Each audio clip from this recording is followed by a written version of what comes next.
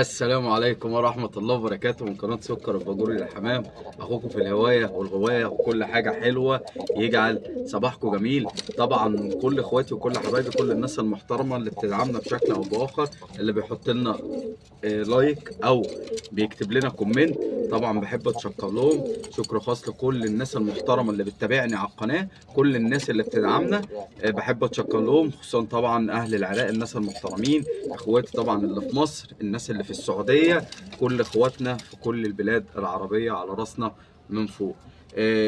النهارده يا جماعة هنتكلموا في فيديو يعني هو يعني كل الناس فاهماه او كل الناس عارفاه، ولكن احنا بنعيد مش عشان الناس الحريفة، احنا بنعيد الكلام تاني او بنسجل نفس الكلام تاني من اول وجديد عشان خاطر الناس اللي ما استفادتش من المعلومة قبل كده، اخواتي الصغيرين، يستفادوا تاني من المعلومة. واي حد عنده استفسار في اي حاجة يا جماعة، ربنا يجعلنا سبب في الخير لاي شيء ان شاء الله باذن الله. طبعا في ناس اشتكت يا جماعة من ان الحصى بتاعهم بيطلع حصى ضعيف، الحصى بيتكسر، الحصى الطيرة بتحصي حصواية واحدة، العنقود مش كامل، الكلام ده كله. طبعا القصة دي كلها بتتلخص في حاجتين اتنين. طبعا احنا ما بنتكلمش دلوقتي، احنا بنتطرق الموضوع دوت، بيتطرق فكرة ان الحصواية الكالسيوم بتاع الحصواية الخارجي اللي من بره ده احنا بننميه ازاي او بنشتغل عليه ازاي بحيث ان الحصوايه تطلع ان شاء الله باذن الله حصوايه كويسه، الكالسيوم بتاعها كويس، او كالسيوم الطيره يكون كويس، او كالسيوم الذكر يكون كويس، فيقدر ان انت الطيره تحط الحصوايه كالسيومها كويس، ما تكونش ضعيفه تتكسر على طول، او تبقى مثلا حصوايه عامله زي الكاوتش طريه، او اي حاجه تكون طالعه فيها عيب خلقي، او حصوايه محببه من بره، او فيها تحس ان هي كانها خشنه كده فيها جرش. كل ده يا جماعه احنا الموضوع بتاع النهارده اللي بنتكلم فيه ازاي نتفادى الكلام ده. هنتفادى الكلام ده ازاي؟ بحاجتين اتنين يا جماعه مش كتير. ايه هما؟ عشان ما نطولش عليكم الفيديو ان شاء الله باذن الله، حاجتين اتنين. اول حاجه حضرتك كل مثلا يومين هتحط الحوض الى الحمام، ده رقم واحد. رقم اتنين حضرتك بتجيب كالسيوم محار بحر اللي هو دي 3 اف، اللي هو ده دي 3 اف اهو، تمام. كالسيوم محار بحر دي 3 اف، يا رب يكون طبعا كده باين مع حضراتكم اهو.